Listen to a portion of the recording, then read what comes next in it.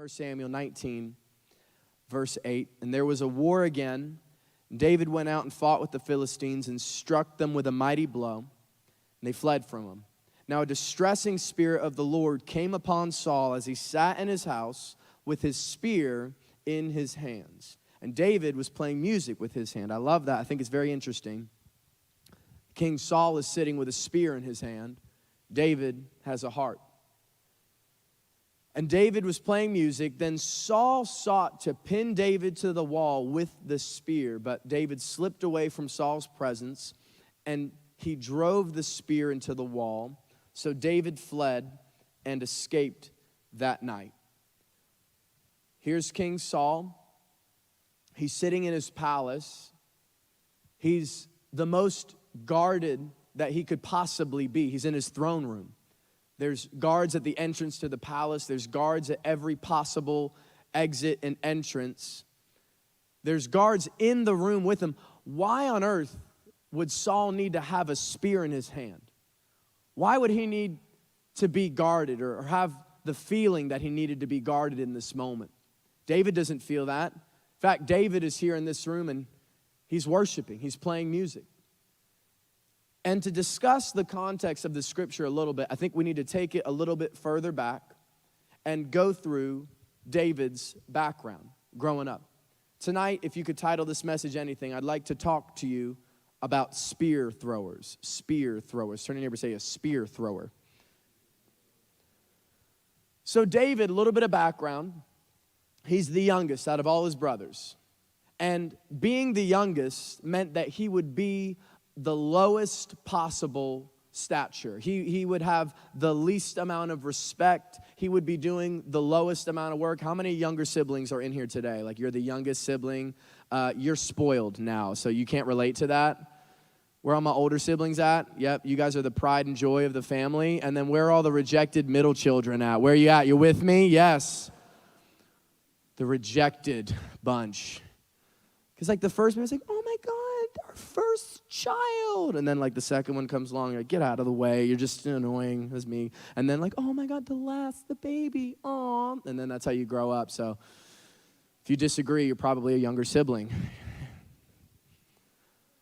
But here's David. He's the youngest. He's not spoiled. In fact, he's treated the worst out of everybody. No leadership opportunity. There's no clout in the community. There's really no great options for the youngest sibling in this day and age. So because of that, because of just the fact that he's the youngest, he ends up with the lowest possible task out of all his brothers, and that's taking care of his father's sheep. He would be off in the field by himself, just him and a bunch of sheep. Him by himself and all these animals, all while his older brothers get all these great opportunities. They get to go fight in battles. They get to have their father's approval. And here's David. He's in this lonely place. No one to hang out with. He's lonely and in this place, probably working through many different emotions. Many times with tears in his eye to try and pass the time. He picks up an instrument and begins to teach himself how to play the harp and begins to write songs, begins to sing. It's interesting that many of the great psalms we read today are written from that place of loneliness by David. So he's learning to play the harp, he's singing, he's lonely, he's friendless. Not always just sad, but many times he's frustrated. Many times he looks at his situation and he's just angry. He's just got all of this emotion. Why would my father put me out here? It's not fair. And he's angry. And because of that frustration, he has to take it out somehow. So he begins to find different things that he can do and finds a slingshot and begins to take stones and throw it at different targets. And eventually he's throwing it at lions and bears. And he's taking out his frustration. I know when I'm mad, I like to go to the gym and take out my frustration. Any other gym bros? Yes? Just like, I want to go. Savannah, no. Jared. I heard you among everybody else. Plus, your biceps are ginormous, so Kudos to you, sir. Savannah will tell me, when I'm just in a really bad mood, she's like, you need to go work out because you're acting like a freak right now. And I was like, oh, I'm going to go throw weights around. I'm like, oh, I feel much better now. Thank you. Or sometimes I'll literally just tell Savannah, like, baby, I need to go shoot people in Call of Duty on Warzone. And I just go play video games for a little bit of time. Don't judge me. It's video games. Calm down, you weirdos. I was getting my frustration out just through gaming or just through working out. I can understand David in this place, and he's working through all these emotions. He's lonely, he's frustrated, he's angry. Whatever he could do, he'd be working out this frustration. And eventually, the prophet Samuel comes to Jesse's house. Jesse's David's father. And God sent Samuel here to anoint the next king. Anoint who would be the next king. Jesse calls his sons out, and Samuel goes one by one down the line, if you know the story. And all of his older brothers, God said, that's not the king, that's not the one. And Samuel says, is there anybody else? Jesse says, well, it's just my youngest. He's out in the field. He's taking care of sheep. I mean, you don't want anything to do with him. He's a nobody. He's nothing. Jesse, nonetheless, calls David. Samuel sees David, and God says to the prophet Samuel in that moment, David is to be the next king. And in that moment, Samuel takes a bottle of oil and anoints David to be the next king. It's strange, though, that the moment Samuel anoints David and says, God has chosen you, God has set you apart, in this moment, you are the Lord's anointed, and you will be the next king. The moment that happens, David doesn't get placed in a place of authority. Instead, he gets positioned right back where he was, right back to the field. God says, you're going to be great. You're going to be king. He's not put in authority. He's put back in the field. He goes eventually from being a shepherd boy to being a pizza boy. He now has the job to deliver food to his brothers that are out fighting a battle. David is acquainted with this place that many of us are familiar with, this place of brokenness. This place of, I know God's promised something great for me, but why can't I see it yet? I know everybody says, yeah, you got greatness ahead of you. God's got a great future ahead of you, but why am I still here? Why do I still feel forgotten? Why has it been so long? You know, a decade went by of David just waiting after he was anointed. Years go by before he's ever placed in any kind of position of authority. So David gets to run food to his brothers, and he makes his way to the battlefield, and he finds everybody hiding. David says, why are you hiding? Well, the enemy, he's a giant. No one can fight him. We're scared. We're terrified of him. And David, in that moment, steps out because of that anointing, because of that authority that God had given him.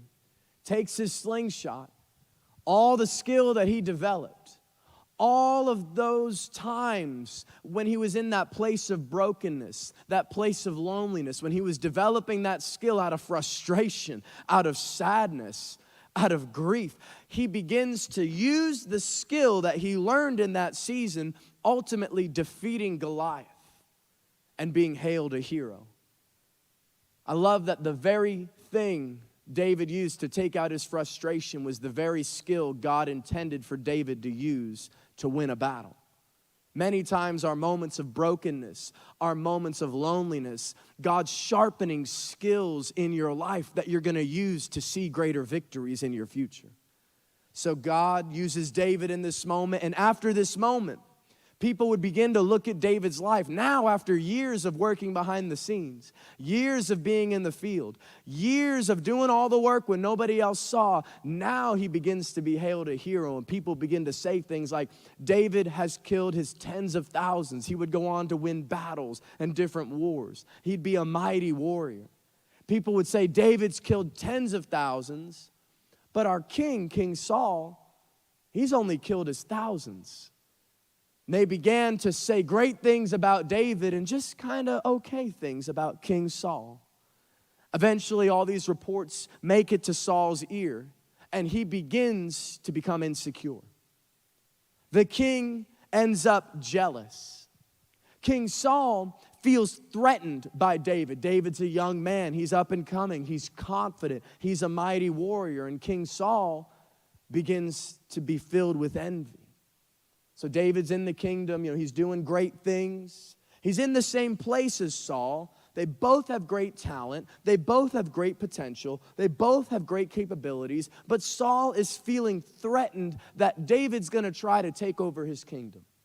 Saul begins to think that the only way to ensure the future of the kingdom is if he himself is the one to protect it. He believes that he's the one to keep it safe instead of knowing that God is ultimately the one that protects it and keeps it safe and promotes who he wants to promote. So you have Saul deciding in this moment, I'm going to do what I have to do to protect my kingdom. So Saul's distressed.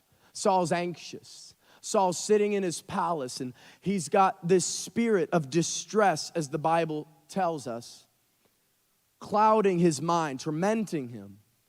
So he calls David into the palace room to try and soothe this distress by leading worship.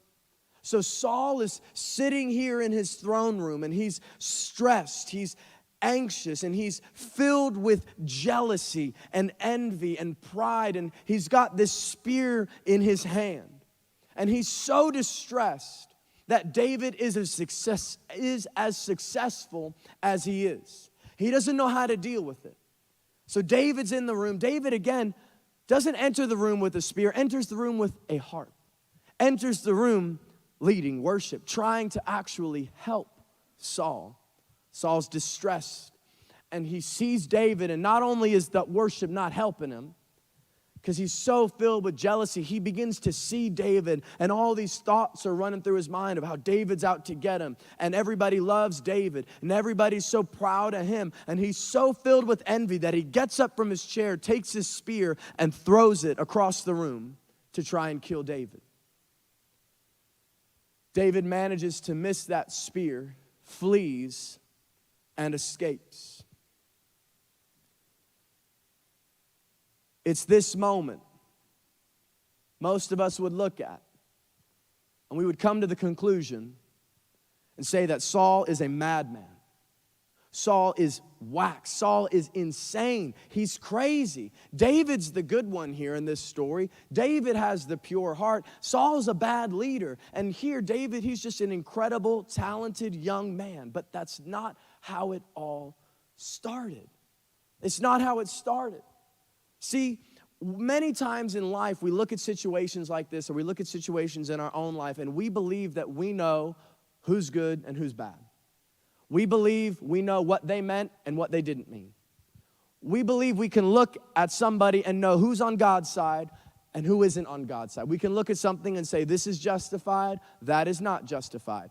That is good, that is not good. And we believe that we have this ability to know who has a good heart and who has a bad heart. And we believe we know these things. But the Bible is clear that man does not know. The Bible actually says that you don't even know what's in your own heart.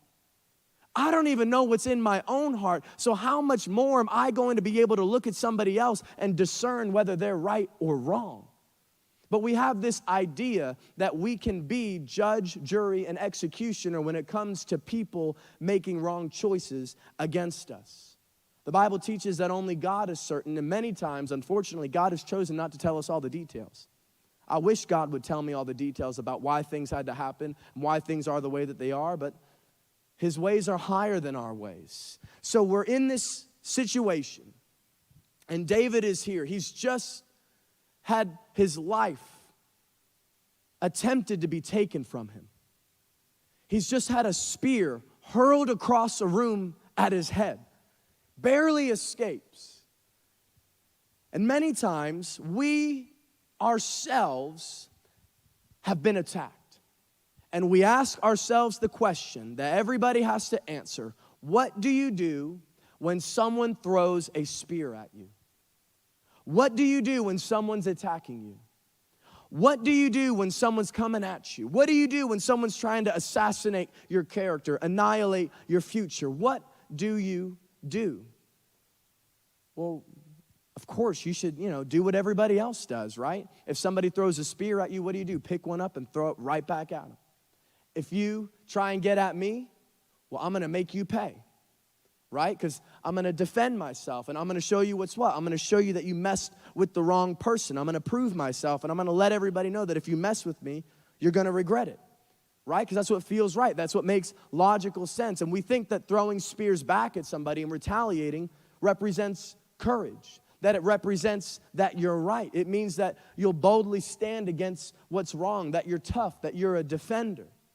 And in all of these qualities, if you would just look at that, if you look at King Saul, by all of those qualities, that would make you a candidate to be a king.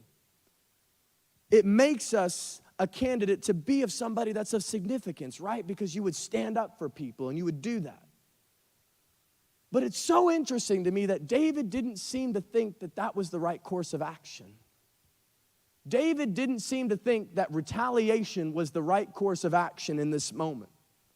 As a matter of fact, David, instead of throwing spears back at King Saul, decides to take a different route. David's a mighty warrior. David killed a giant. David has killed tens of thousands of people. David's not like some dainty little harp player. David's a warrior. David could have very easily taken that spear and thrown it back at Saul and killed him, right? David could have picked up the spear and gotten revenge. It might not even have been revenge. It could have been self-defense, right? Because he attacked him first. That would have been right to do. He could have done it. But there's also the possibility that 20 years down the road, if David would have done that, David could have ended up in the same seat, battling that same distressing spirit, jealous of whoever's coming up next. David knew that he was one spear throw away from becoming Saul. He knew that revenge and retaliation would ultimately lead him down the same bitter, jealous, envious path that Saul found himself so distressed by. And if you know anything about Saul's story, it doesn't end pretty. It ends with him committing suicide. Saul was a man plagued with revenge and spear throwing. But David is rare. He's so rare in this instance because it's rare to see somebody not retaliate, not get revenge, not get even, because David never learned the art of spear throwing. And that's what I want to talk to you about tonight. He never learned the art of spear throwing that most of us know, and most of us know well, right? How do I make sure I let people know that if you attack me, I'm going to attack you back?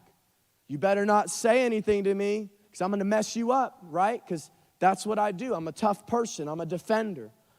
And at some point, right, I'm going to let you know, you mess with me, watch out. You might not do it with actual spears, but you do it on social media. We might not do it with actual spears, but we do it passive-aggressively, like, I'm so glad they're out of my life now. Hashtag blessed, yes. So much better. And quit subtweeting, just at me. You know, it's better that way. So glad I grew out of all that toxicity. Oh, you mean you just left the church because you were offended at the word? Oh, got it. Preach, man. I'll tell myself to preach. I don't care. Can I just tell you, you're going to have spears thrown at you in life. You're going to be offended. You're going to reach moments in your life where you've been wronged. You're going to reach moments where somebody has so wronged you and it was unjustifiable. There's no justifying what they did. David is in that exact moment. He's in this place. But he not only never learned the art of spear throwing, he learned, I'm not even going to be around people that throw spears. I can't even be around people that are negative and always just out to get so-and-so and always just out to prove them wrong. And see, many people would have looked at this situation at the time and they would have thought King Saul was right. As crazy as that is, they would have said, no, I wasn't there. It sounds like to me that side of his is that this young guy is up and coming and trying to take the kingdom, and King Saul's just a good king and he's just trying to defend himself. And you know, who knows, David, could have come at him and maybe Saul was doing it in self-defense. I don't know. But the opposite could have also been true. At the time, no one actually knew which was right and which was wrong. So today, maybe if you're feeling like you're crazy, if you're feeling like you're dodging spears everywhere, you feel like you're being attacked from every angle. I'm dodging spears from my ex. I'm dodging spears from my church friends. I'm dodging spears from my non-church friends. I'm dodging spears from my past. I'm dodging spears from everybody. I feel like I'm getting it from everywhere. What do I do? What do I do when someone is throwing spears at me and I'm tempted to throw one or two back? What do I do? Even if it's logical, even if it's rational, right? Even if it's rational. I could take you to moments in my life where I was so wronged, where I thought I was so wronged, and I could tell you everything that they did, and they did this, and he said this, and you would be like jaw on the floor, be like, no way, I'd be like, Yahweh, and then, God joke, there you go. But you'd be in this moment, you'd be like, there's no way. I'm like, yeah, they're so bad, they're so bad. And there'd be moments where I thought I was so wronged. And I'm the victim, and I was so wrong. But even still, the word convicts me because I still don't know what's in their heart. As much as I want to be able to say, look at how wrong they are, and look at how evil they are. At one point, Saul was a man after God's heart. At one point, Saul was a young man that was so in love with God. At one point, God chose the same prophet Samuel to anoint Saul to be king. At one point, Saul was living for the Lord. And David understood something. He said, I'm never going to go against what God is for and what God has his hand on. Even if I don't understand it, I'm never going to attack another one of his children. I'm never going to attack somebody else because I don't know what's going on in their heart. Because you might have been hurt, but what could be going on in their heart is that they're running from God and they're in pain. Hurt people, right? He's in this moment. And David realized that that same spirit, that tendency to want to retaliate, to want to get revenge, if he's not careful, David could end up just like that. David could end up bitter, offended, filled with envy, filled with rage, and a life that once was for God, but now is derailing towards destruction. Now I had to realize for myself, that's in my blood too. Every one of us, if you're not careful, can end up like Saul, can end up distressed, anxious, filled with worry, filled with jealousy, because you've allowed an offense or comparison to sink into your heart. We all have to be careful of this because it masquerades itself as this justifiable thing, right? Revenge, retaliation, getting even, getting right. David very well could have been King Saul number 2, except God cut away that Saul from the inside of David's heart using the very thing that was in Saul's heart, Saul himself. The very thing that tried to take David out was the thing God was using to prepare David to be a better king. Could it be that the things in your life God is using to sharpen you, God is using to build your character, God is using to build your moral integrity, so that you can withstand the greatness that's in your future? Could it be not getting revenge and not retaliating and not saying things back, although it seems so difficult? Could it be that that's actually producing in you a much greater work that God's going to use to elevate you above the haters? God's using it.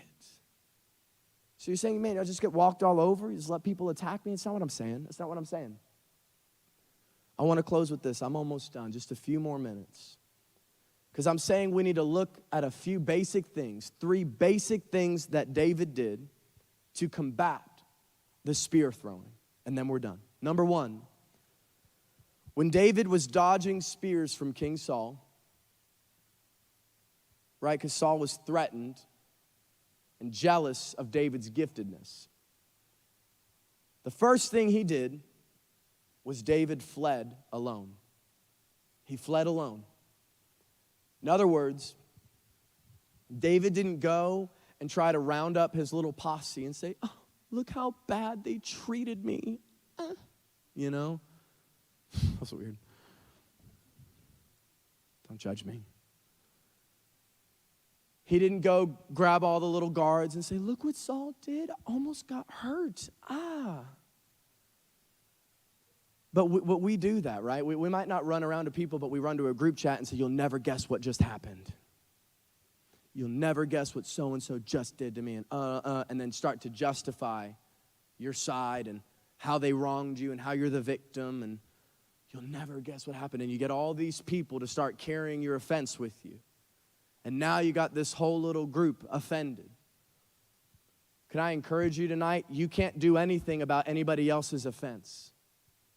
Does nothing but tear you down. So why in the world would you want to put that on somebody else?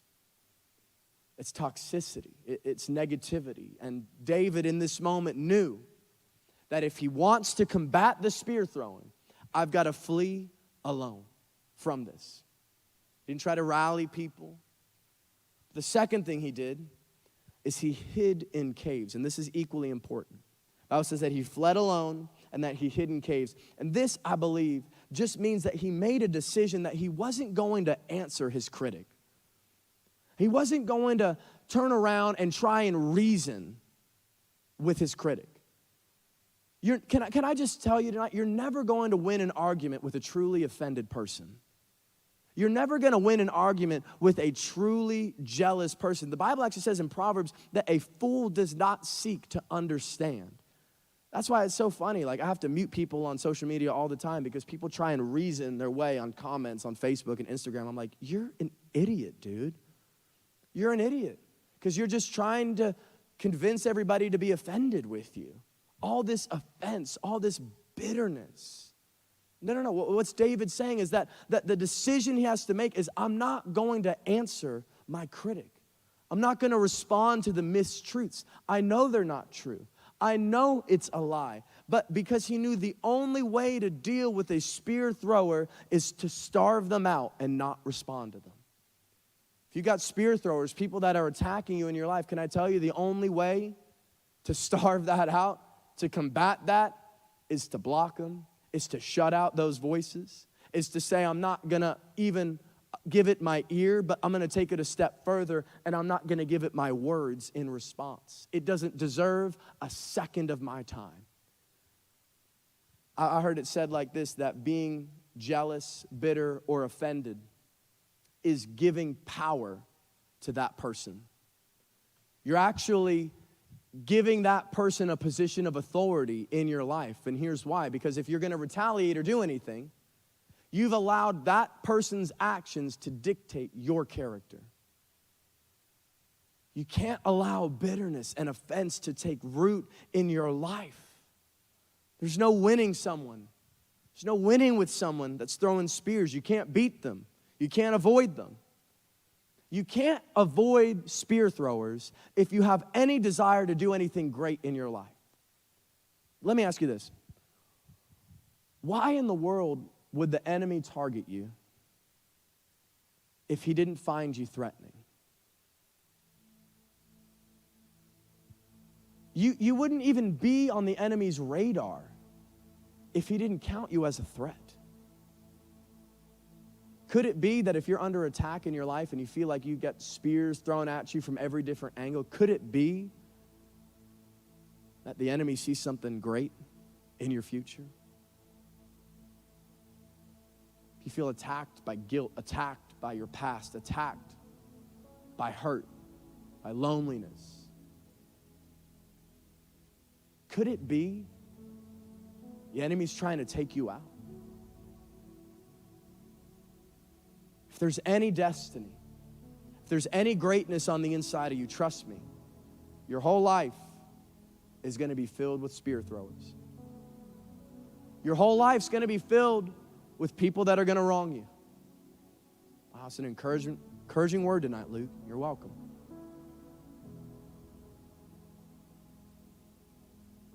But if you want to get back in that game with them and retaliate, eventually you're going to be just as good as they are.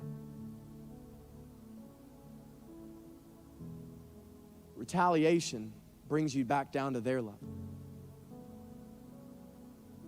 See, people hate what they can't be. if you got the touch of God on your life, like David, you got the anointing on your life, there's greatness to you. It stands out. There's something different about it. You should stand out. People hate what they can't control. So what? They'll attack. And because there's greatness there, they'll try and pull you down. Try and make you feel less than. Don't sacrifice your destiny for retaliation. It's never worth it. So David fled alone. He hid in a cave. He starved out the haters. And the third thing he did, and then I'm done, and I love this. The third thing he did is that he worshiped God in this place. He worshiped.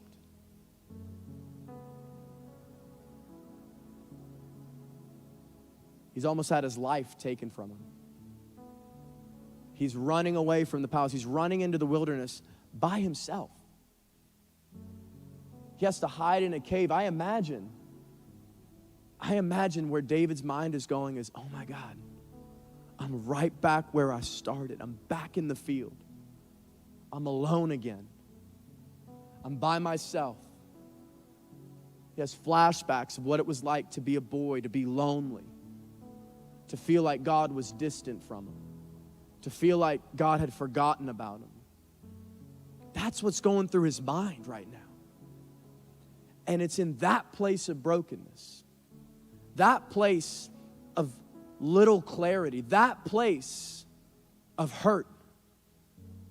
He would write psalms like, I will praise you, O Lord, with my whole heart.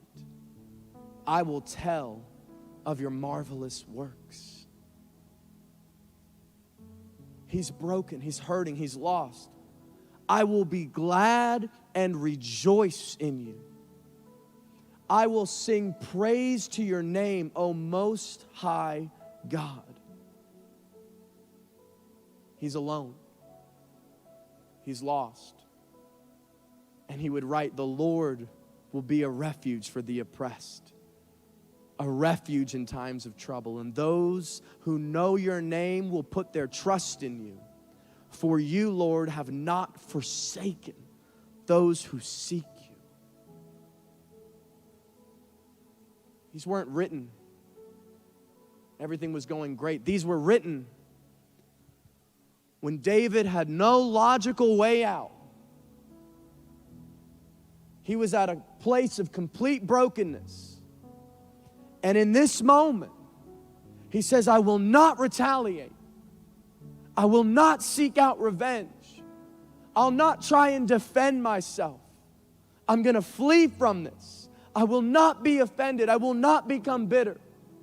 And I'm not going to be mad at you, God. I'm still going to praise you. I'm still going to praise you with my whole heart.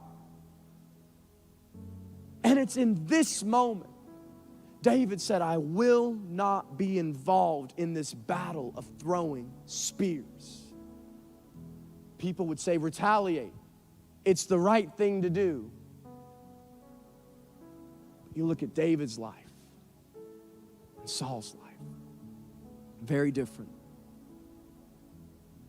One ended with tragedy. The other ended with one of the greatest legacies written in the Word. Things would be said of David that he was a man after God's own heart. What a thing to be remembered by. One of the greatest kings. But he had to make the decision and say, I'm not going to retaliate. I'm going to flee from this. I've asked the team to lead us in some worship as we close our time together, because we've got to make the decision in our own hearts. Like David. Look, we don't need to gather our little friends together and say that we've been wronged. And look, maybe what's happened is horrific to you. It doesn't make them right. It doesn't justify what happened. The question isn't whether or not they're right. The question is, do you want the future that they have? Or do you want something greater? So David fled from it. We need to not gather to people to protect us, right? Because God's our protector. We need to hide away and not retaliate, not respond. But finally, the key to David's success in his life was not that he not only fled alone, not only that he hid away in a cave, but the third thing that he did was he worshiped. He worshiped. He allowed that moment to cause him to lean into God like never before. He allowed not the hurt, not the pain to cause him to be angry with God. But he realized that God was the only person in that moment that he could truly trust. And he would say, God, even though I'm oppressed, you're a refuge for me. God, even though I'm hurting and I'm angry and I'm sad, I'll praise you. And I don't know what it is you're up against. I don't know what your spear thrower is. We all have one. Because the devil is an expert. He's an expert at making sure someone's attacking you, at making sure that you feel less than, trying to keep you down and keep you from believing that the very best is ahead of you. And if you're feeling attacked, it's because you're somebody worth attacking. The devil doesn't go after anybody he doesn't see as a threat.